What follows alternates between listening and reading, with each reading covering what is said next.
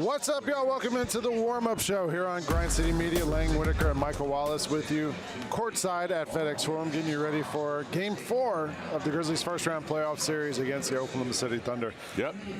Oklahoma City. It's Memphis. It's Memphis. We got to do it. Yeah. Nothing but Memphis today. Yes. The Grizzlies come into this 0-3 in the series. The Thunder up 3-0. And, of course, lost Game 1 by 51, lost Game 2 by 19. Had a 26-point halftime lead in Game 3 and eventually lost 114 to 108. Grizzlies had probably their best performance. Coach Isalo said it might have been their best performance of the season in the first half of that Game 3 against the Thunder. Came out, tons of energy, played really hard. John Morant gets hurt right before the end of the first half when he gets his legs knocked out by Lou Dort. Finished with 15 points in 16 minutes, but did not play the rest of that game. Is not going to be able to go today, we just learned. So the Grizzlies go from an already difficult situation to now you're missing probably the head of the snake, as Scottie Pippen called, or Jaren called him after the game the other day. Yeah. How do the Grizzlies respond today in Game 4 and find something that works against this Thunder team? Well, Lang, the numbers say this. The Grizzlies have played without John Morant for 32 games this season. Yes. This opportunity isn't foreign to these guys. They've done it before. They went 18-14 in those games that Ja missed this season, but they've never faced an opponent quite like this under circumstances like this, obviously. What this game is all about for the Grizzlies is how do you want to go out today? And I'm saying, like, go out not in your season. I'm saying, how do you want to take the court today? How do you want to show up for this game, and what kind of mindset are you going to bring, and how long are you going to sustain that will to try to be competitive in this game? Look, it can seem like it's insurmountable, but Oklahoma City isn't perfect. Like, you're a wounded animal right now, and wounded animals are the most dangerous. And right now, the Grizzlies have to come out with, all-out effort, man. And as Jaren Jackson Jr. said, play as free as you've ever played before, because why not? Actually, let's look at this. Jaren Jackson spoke following Game 3, and here's what he had to say in the locker room after Game 3. Jaren, as well as you guys were playing in the first half, how tough was it to see Ja go down like that? And then what kind of pressure did that put on you guys to regroup, to carry it into the second half to try to hold on? Yeah, it was unfortunate. And they ramped up their pressure for sure. We definitely felt that in the second half. We just, it turned us over a bit. Forced us into some shots we were maybe a bit rushed, but yeah. It seemed like, from the second half of Game 2 through the first half of this game, you guys had really sort of found something in terms of the pace you were playing with and getting good quick shots, limiting turnovers. It seemed like that was working in this game even when Ja was off the floor in the first half. In terms of getting bogged down, how much of that was missing Ja's talent on the floor, and how much of that was sort of the team sort of reacting to the suddenness of his loss like that? I mean, when he's not on the floor, you miss all the things he can do. The gravity he has on offense, you have to account for him at all times. His speed, bringing up the ball, his leadership. So it's all sorts of stuff that you have to pick up when he goes down like that, and that was tough. So I mean. I was talking to someone tonight, and we were talking about how that was right in the aftermath of the game. Yeah. When the Grizzlies had that 26-point halftime lead and even have a lead with, 4 minutes to go in the game, and weren't able to finish it off, and the Thunder come back and complete this incredible comeback. And I thought what Jaren said, what I saw your clips in the locker room with Scottie Pippen, some of the other guys, like, they all seem to understand, we still got another game left to play, and this is not the end of the world. And hopefully they're able to find something else today to be able to draw upon. Yeah, I mean, that's what you have to say. That's what you start the conversation with yourself when you look in the mirror and you say, okay, what is the situation? This is you got the first to 4 wins the series. Yeah. They've won 3. Now, they've won 3 in dominating fashion. It feels like they've won 6, right? And when you add it all up, they've won 12 overall. 7 this year, right? 7 this year. And, you haven't really, you've been competitive in maybe 2 of those games in terms of how they finished out. So, listen, but the thing is, you did find something in that first half. And I wrote about it on Grind City Media in the newsletter and as well as on the website, that the Grizzlies had 4 players scoring double figures in that first half. They had 4 players with at least 3 rebounds, and they had 5 players with at least 2 assists. assists. What that tells me is that they had balance in that first half. It was beyond Ja. Ja set the table, but he got other guys involved, and those guys still have to show up today with that same kind of collective balance to start this game and give themselves a fighting chance. I thought it was not only offensively but defensively that first half. It was a different Grizzlies effort than we've seen for much of this year. Like the way they were rotating, they were kind of getting swarming. to They had to swarm early. Yeah. And they were able to play with confidence, which it felt like there hasn't been much of against the Thunder this season. It's going to be hard to find confidence when Ja Morant is out for your team tonight, but you still got Jaren, Dez, all these other guys who are going to give it a go, and I think we'll see hopefully at least an effort. That's all I'm kind of looking to see. Like, let's see what sort of effort this team can come with tonight. You mentioned the way that the Grizzlies were playing on offense. The Thunder are forcing an average of 18.3 turnovers. This is from your newsletter. Yes. The Thunder are forcing an average of 18.3 turnovers and making 23.3 points off those turnovers in this series. The Grizzlies had 3 turnovers in that first half against the Thunder. They had 13 in the second half. How do they get back, or is it even possible to get back to that first half they played in Game 3? You know what? It is possible. Yeah. I don't know how without Ja Morant setting the tempo. Scotty has to be something that he hasn't been, which is a pace setter. We know that he's capable of doing it, but can he do it and sustain that? Yeah. Like, you fear Ja Morant in the open court if you're a defense, even if you're Oklahoma City. Yeah. They had no answers for Ja Morant. He's the only one that has played to some level of consistency in this game. Yeah. In this series. So that's going to be tough. Dez cannot get into the indecisive Dez. He can't do that. He can't dribble and then figure out where I'm going to throw the ball. Yeah. These guys can't commit live ball turnovers that lead directly to offensive opportunities for Oklahoma City. If you can cut that down and if you can play this game with 11 or 12 turnovers, then that's a sign to me that, okay, you're in it. And if you can knock down threes the way you did early, that's another sign right there. So that's going to be the key. Threes and limiting those turnovers. Coach Isalo said in his pregame tonight that he just wants to see him come out and play with energy, play with effort. And like you said, taking care of the ball is such an important part of it. Yeah. I was also just thinking, like, the way they played in that first half, taking care of the ball on both ends and defensively, I had a stat here and I lost it. That they were on both ends of the court. Yeah. Thunder won the third quarter 36-18 and then the fourth quarter 27-13 after that 26-point lead for the Grizzlies. Right. That second half, you saw the Grizzlies play without pace, without that pace setter on the court. The Thunder pushed them into that half-court offense. And extended it way out to half-court, too. And the Grizzlies kept trying to get SGA in the pick and roll, and Lou Dort would just go right around it and not even, be a part of the pick and roll.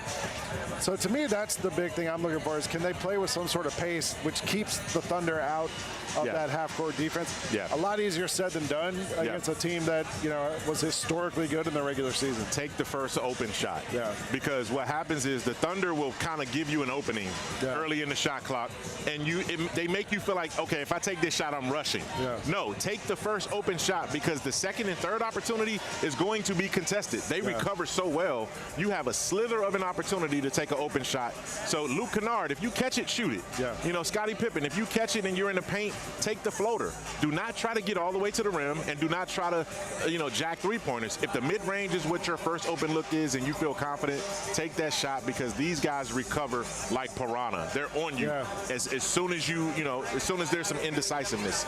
But again, that's been the case all series long. The Grizzlies have to figure out a way to try to extend this thing.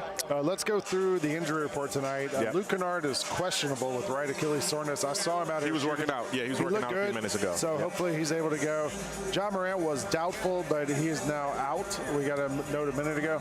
Brandon Clark, Jalen Wells out as always, as they've been for the last, 3 weeks now, 4 weeks? Yeah, last month. So you're missing 3 of your top 6 players right off the bat, and then Luke Kennard's questionable too. So big task for the Grizzlies today against this Oklahoma City Thunder team. We're going to take a quick break. We're going to come back. Jessica Benson is going to join us, and the GOAT herself is going to join us, Red Panda. She's sitting right over here. I'm excited to get her out here. Maybe she'll teach me how to do the unicycle. You're watching the warm-up show here on Grind City Media.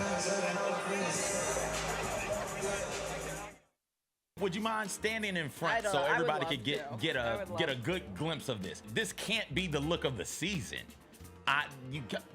This is not the look of the season, Jessica.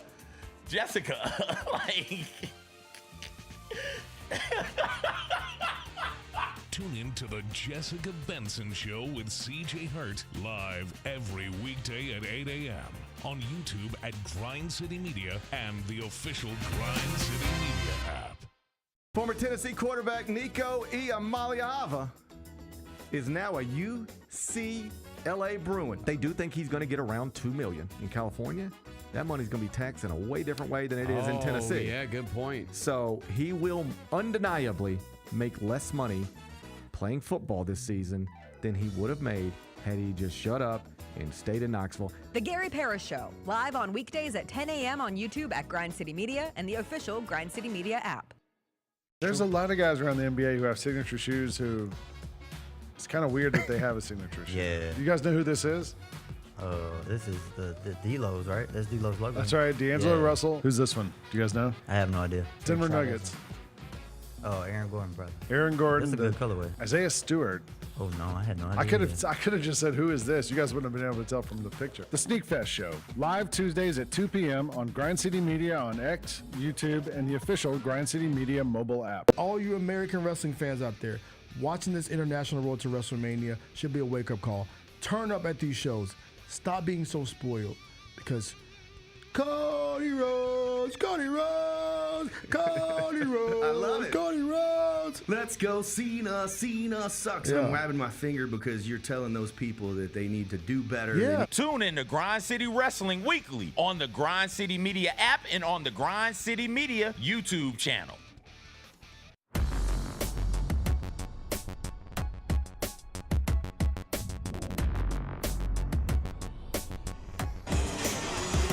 Live on Grind City Media, you're watching the warm-up show. I don't know if we're on or not, but let's just talk. I'm Lane Whitaker alongside Jessica Benson. We're courtside at FedEx Forum as the Grizzlies and the Thunder get ready to play Game 4 of this first-round playoff series. Jessica joins us usually around this time when we talk about, well, not this time. We're not here usually at 1:45 in the afternoon. But today, as always, Jessica joins us and we talk about your main character, and I don't have any idea. Oh, I got it. Unless, who is it? It's this court right here. All right. If it wasn't a pain to get down, I would go smack the court right now. It is Memphis, Memphis, Memphis. Nothing but Memphis. Listen, no team has ever come back down 3-0 in the NBA playoffs. Yet. There was a realistic cutoff with the news that Jaw's out today. And listen, he suffered a tough injury. Luckily, nothing worse than what it was. But not having him is huge. But what the Grizzlies do have an opportunity to do is to protect home court. And I know that that is a challenge as high as Mount Everest against this Oklahoma City Thunder team that very much would like to end the series today. They'll play the winner of the Clippers-Nuggets series. You hope, if you're a Thunder fan. If they advance. If history. We've seen too much history in this series. Lang. We saw the biggest second-half comeback in NBA history. We saw the worst beatdown in a Game 1 in NBA history. So I'm not here to say that history is impossible. We've seen it happen twice. Hopefully it doesn't repeat itself. Hopefully it doesn't repeat itself. But there really is, it's a weird feeling being in the building, and especially it's less than 48 hours since Game 3. The schedule of this thing has been pretty crazy for the Grizzlies, who, since their play-in game against the Dallas Mavericks, who have played every other day, and a handful of those from the play-in to Game 1 being less than 48 hours, from Game 3 to Game 4 being less than 48 hours. But you do have an opportunity to go out and remind people that you're not entirely the team. There was something there in the first half. Now, was a lot of it Ja Morant? Sure. But this team has had a Jekyll and Hyde nature throughout this season. And if you can have the opportunity to give one last effort, especially for guys like Jaren Jackson Jr., Desmond Bane, Santi Aldama, the leaders of this team, there's been a lot said in the last couple of days since that Game 3 loss. So now you have an opportunity to come out and prove that you still have some fight to give. I wanted to ask you if this is our last warm-up show of the season. Having watched this Thunder team now 7 times in this season, we're going to be playing for the 8th time this season today. What do you make of this team? So last year the Celtics won the title and went 16-3 on the way to the title. This Thunder team had a historically good regular season. Do you think they're in that echelon of all-time great teams, or is this a team that still needs to prove itself to you?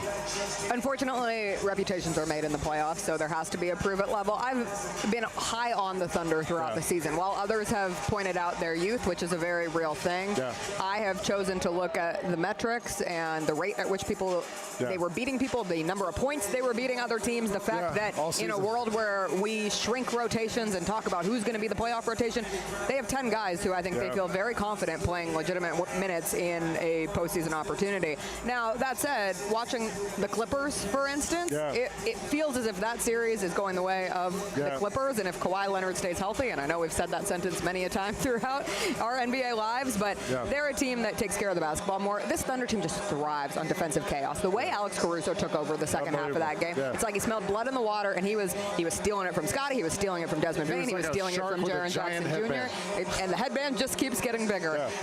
But I think this Thunder team is legit. I think at this point it's silly to focus on their youth, and it's more applicable to say, hey, listen, they might be a young team, but they play well beyond their years. They're really good. They're really good. All right, Jess, appreciate you. She'll be on the call on 92.9 with Eric Hasseltine. And is Mike on there with you guys today? I don't know. I didn't see EP. Hey, Mike. He's focused. He's focused. And Bennett Doyle. And on the double post game with John Roser, you'll hear a breathless Jessica and Bennett. No. We're trained. All right, we'll see. We're going to be ready. We're going to take a quick break. And when we come back, we got a legend joining us here on the warm-up show. We'll be right back in a second. And the reason I am sitting in this chair right here with the Whitaker taps behind me, and I'm going back to my seat there. I'm going to go back to my regular seat for this show. But the reason I'm sitting here is I have now hit today in the work day, because we're technically in 2 different days now, but the work day is all one work day. I have hit the GCM studio cycle. I was where Bennett was for the Chris Vernon show. I was where you were, Jessica, for the Odds Couple. I was in this seat where you sit for your show for the beginning of the double post, and now I am in this seat. It's the little thing. The second segment of the double post. Okay, nerd. I don't think that's ever been done before. Welcome back to the warm-up show. Can you hear me? Yeah, I can hear you. On one side. Let me fix this for you. That's why I was. There you go. Okay. I'm Lane Whitaker, and I'm joined now by a real legend, an NBA legend, one of the GOATs in the NBA. Red Panda is here for the game today. When I saw the email go out to all the staff of who was going to be part of today's game, and I saw you were the halftime show, I said, we got to get her on the pregame show because I want to meet you. And I think people want to hear from you because we see your halftime show. How do you describe what you do? If someone says, what do you do? What do you say? I try to say that I'm doing the unicycle ball flipping. We unicycle while you're riding unicycle, and then put the balls on top of my foot and flip into the air and catch on my head. How did you? The first question I have, and I think about this every time I see you. How did riding on a unicycle and flipping bowls onto your head, how did you find out that's something you're good at? I practiced for it. My dad taught me, my father. So is that something I've never seen anyone else do this before.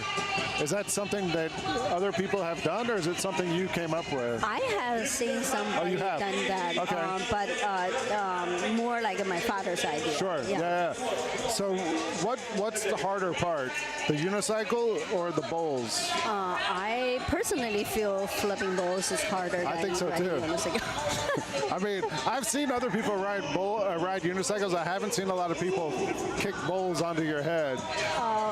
Yeah. Maybe.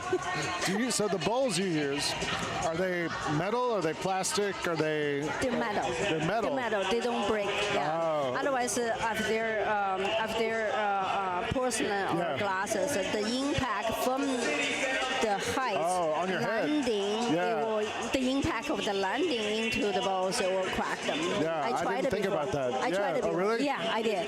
Are the metal ones lighter also? Metal ones not necessarily lighter. They're metal, basically. Than metal. Yeah, there's some way to it. Yes. Yeah. So you travel around the country and do this year round, right? Yes. How do you travel with a unicycle and with all these bowls and everything else? Warrior made this unicycle for me. Therefore, I'm able to travel with a smaller suitcase because it folds up. Yeah, it folds up. Yes, very, very convenient. Yes, yes. So how long have you been doing this now? Once started learning, I was 7-year-old. Wow. And But what about NBA games, basketball games? I would say about almost 30-something years. Wow. Yeah. That's amazing. I'm excited here to being here, for sure. We're excited to have you here. So I asked you beforehand, and you said you don't talk to the players. You don't. No, not that I don't talk to. I wish, but didn't have you're not as much around chance. them, Yes. right? Yeah. Who is your favorite NBA player of all time? Oh my. That's okay. There's so many. There's so many. I don't know, but do you live in California, right? Or yes. yeah. So you probably watch the Lakers, the Warriors a lot. Yeah. Okay. I didn't know if one of those guys or somebody from a 80 like Magic Johnson, somebody from an older time was one of your favorites, or somebody like that. Older times, Magic Johnson, Michael Jordan. Yeah, Jordan. Yeah, Jordan. Do the players ever talk to you like during the game or? Didn't have much chance to come across, and then I did see a couple of retired players when they are able to walk around the arena. Then we have a chance to meet, and then we say hi and tell. Last question is: yes, you've been doing this for a long time. What's the most memorable performance you've ever done? Oh my. That's a very good question. I think each game it makes a lot of memory to me because it takes a lot of energy. So I would say the opposite part is that when I didn't do a good job, that I remember really clear. I'm like second time I go there, it pumps up more, and then nervousness, and then gets higher. And then, Well, I thought of another question while you're talking. Is it harder physically or mentally to do what you do? I think mentally. Really? I think mentally. Because you have to be focused.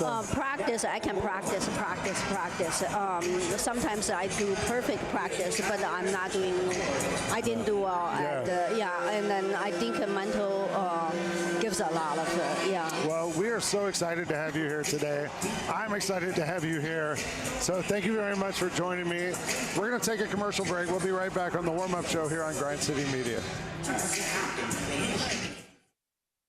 We touched on this earlier, the panel here, about what really has been the mainstay of the Grizzlies, and that's Jaren Jackson Jr. Trip has just been awesome. He's posting guys up. He's stronger than he's ever been. He's physical, and he's scoring all type of ways. Hey, Grizzlies fans, be sure to tune in to Grizzbeat, where the panel and I break down all things Grizzlies and take a look at the rest of the NBA as well. The show is live every Wednesday, 2 p.m. on YouTube at Grind City Media and the official Grind City Media app.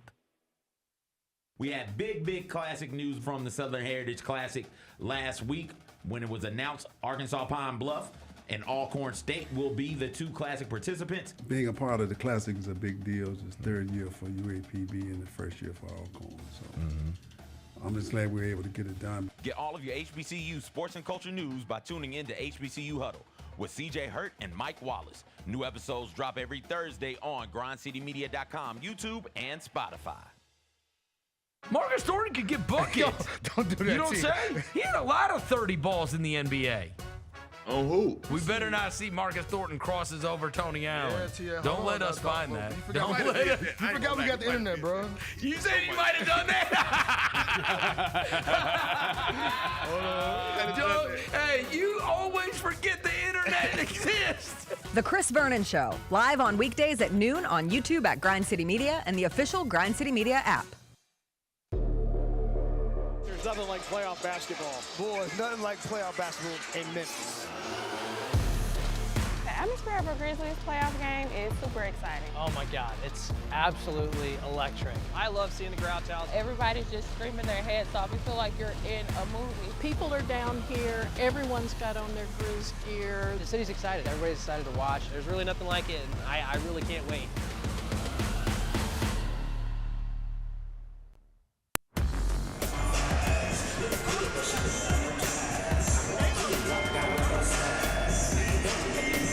Welcome back to the warm-up show here on Grind City Media. We are courtside at FedEx Forum. Michael Wallace, Lang Whitaker getting you ready for Game 4 of the Grizzlies and the Thunder. Mike, you're in the seat that a legend just sat in. I know. I feel it. Yeah. I feel legendary right now. Greatness is the seat. Yes, yes. I want to see you ride a unicycle after this. Just like she does. I can barely ride a bicycle at this point, man. I got to get back on again. I hear you. Yeah. All right, like we always do at this time, we're going to go around the NBA and look at some of the bigger picture stories that are happening right now. Playoffs are in full swing. Just what series has been like must-see TV for you? To me, the must-see series right now is obviously the Clippers. Well, I mean, you know what? Lakers in Minnesota. Yeah. I wanted to say the Clippers, but I think both of them are compelling, in the West from that standpoint, So, just to see how Anthony Edwards is growing up and maturing on the court, to see, all of these other guys around him, stepping up to the forefront to take this 2-1 series lead. Yeah. The Lakers could be in trouble, man. If they go up 3-1 and win another game at home in Minnesota before it shifts back, you're sending the Lakers, Luka Doncic, and LeBron James back to L.A. trying to fight for their season. That's going to be a major, major series right there. I've really enjoyed Pistons-Knicks. Okay, because that's another, I think the Knicks have always played, especially these last year or two, with like a sense of entitlement. And this young Pistons team has given them everything they got, literally fighting them in almost every game and being physical with them, and made this a real series. So it's been kind of fun to watch. We're also rooting for JB a little bit, our guy. Yeah, I am. Who used to be here, Absolutely. JB Bickerstaff, the coach of the Pistons. Yes. I think the Pistons are still a year or two away from being what they could be, but for right now, it's fun to watch them play. Well, the Knicks haven't arrived yet either. So True. You got a Knicks team that has a high salary, high payroll, and stars. Like, this is their team. This is their championship or bust team, and they're having their hands full with those Pistons. And you're right, this is going to be fun to watch. Rockets Warriors has also been good too. It is. Yeah. We'll see how that game 3 goes, though, because that's going to be essential in terms of what the Warriors can do, without Jimmy Butler. If he's going to come back from that, how effective can he be?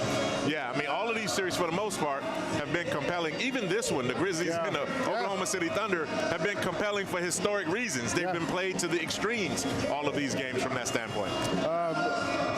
One team we didn't mention was Cleveland Cavaliers, who had finished with the same record as Oklahoma City Thunder, 68-14. No. They were 64-18. 64-18. Yeah. Same numbers. I had the same numbers. I just got them mixed up. It's been a long series. But the Cavs have had an incredible season, a real glow up from where they were a year ago. And Evan Mobley was named the Defensive Player of the Year the other day. There was some talk of Draymond Green. There were some other names thrown around in there, Dyson Daniels. I was just wondering, who would you have voted for if you and I still had a vote? For Defensive Player of the Year, I was leaning towards Lou Dort, really, at that point, because I felt like, yes, every one of Oklahoma City's defenders are plus defenders. Yeah. But Lou Dort is the one that takes it to the extreme. I felt like Dyson Daniels is a guy I really love, too. I would have wanted to see the Hawks make the playoffs, though. Yeah, me too. I think he can continue to grow. But those two, Jalen Daniels from Minnesota is another guy in there, too. But I would have given my vote to Lou Dort. That's who I would have given it to. I think I always value winning in those awards and how much you impact winning. So at Dyson Daniels, he's a great on-ball defender, but I actually saw the stat the Hawks were worse with him on the court than off the court the other day. And so I think Evan Mobley or Lou Dort I mean, we saw Caruso put on a clinic here the other night. Off the bench. Yeah, the Thunder have a couple of guys they can throw at you that can change your game. So yes, no question. Amazing. We talked about the Lakers a minute ago. I don't know if you saw this. There was an auction the other day.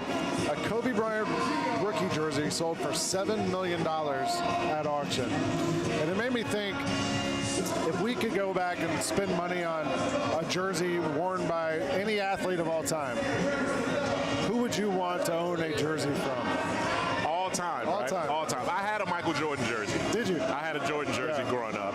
I would have wanted either a Bill Russell or a Wilt Chamberlain. Okay. I would have wanted a game-worn jersey, right? I would have wanted a Bill Russell or a Wilt Chamberlain. What about outside basketball? Oh, outside basketball, I've always wanted a Doug Williams jersey. I should have one. I know. Yeah, you're from DC. I can text him and say, "Hey, Doug, send me a jersey," right? Yeah. But that would be one because he was my idol, my role model, and still is a mentor to this day. That's amazing. Yeah. We got 1 minute till this. Who would you have? Real quick. Greg Maddux. Okay. Or Dominique, and actually no Dominique. But you've had their jerseys, right? Yeah, I did. Yeah.